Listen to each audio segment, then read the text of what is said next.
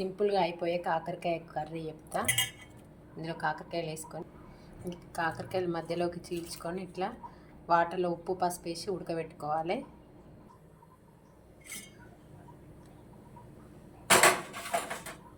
కాకరకాయల్లో water వేసి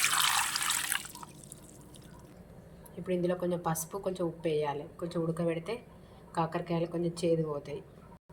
కొంచెం ఇందులో ఉప్పు,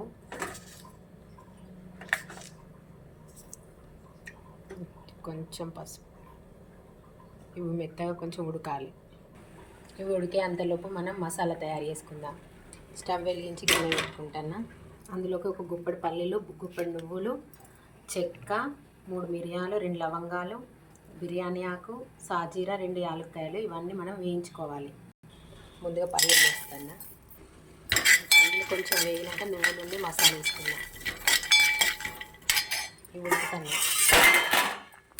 పల్లీలు కొంచెం వేగినాయి. ఇందులోకి నువ్వులు వేస్తాను. నువ్వులు కూడా చిటపటాను. ఇప్పుడు ఇందులో గరం మసాలా కూడా వేస్తాను. అన్ని మసాలాలు ఇందులో కొంచెం జీలకర్ర వేగిపోయినాయి. ఇవి మిక్సీ పడాలి. కొంచెం చల్లారినాక గ్యాస్ ఆఫ్ చేస్తాను. ఇవన్నీ మిక్సీలో వేసినాయి. ఇందులో సరిపడంత ఉప్పు, కారం,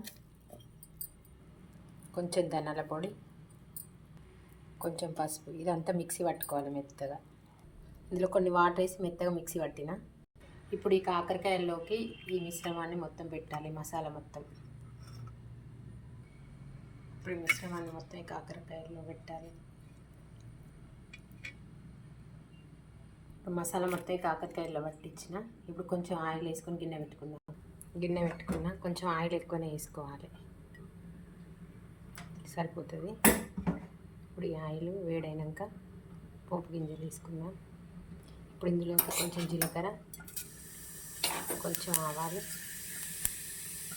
కొంచెం చిటపట అన్నాక కొంచెం కరివేపాకు నుంచి వేయండి. ఇప్పుడు ఇందులో కాకరకాయలు వేసుకుందాం. కాకరకాయలు వేసినా కొద్దిసేపు మూత పెట్టించాలి. కొద్దిసేపు మూత పెట్టి ఉంచితే కొంచెం మగ్గినట్టు అవుతుంది. ఒకసారి మూత వేసి కొంచెం ఆయిల్లో మగ్గుతాను. ఇంకో కొద్దిసేపు మగ్గనివ్వాలి. దీన్ని కదిలివ్వద్దు.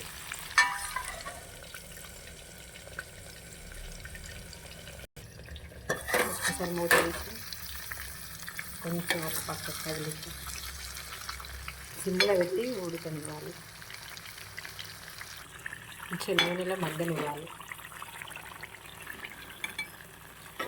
సిమ్లో పెట్టి ఒక 5 నుండి 7-8 నిమిషాల వరకు మగ్గనిస్తే సరిపోతుంది. కర్రీ ఈజీగా రెడీ అయిపోతుంది. టేస్ట్ ఉంటుంది.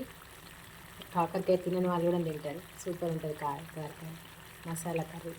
చిన్న మంట మీద మంచిగా మగ్గితే ఆ ఆయిల్ అంతా మీద తేలింది. కర్రీ అయిపోయింది. ఇప్పుడు ఇంట్లో కొంచెం మనం కొత్తిమీర వేసుకున్నాం. సూపర్ టేస్ట్ ఉంటుంది కర్రీ. ఒకసారి మీరు కూడా ట్రై చేయండి. ఈజీగా అయిపోతుంది. టేస్ట్ కూడా ఉంటుంది. పిల్లలు కూడా తింటారు ఇష్టంగా.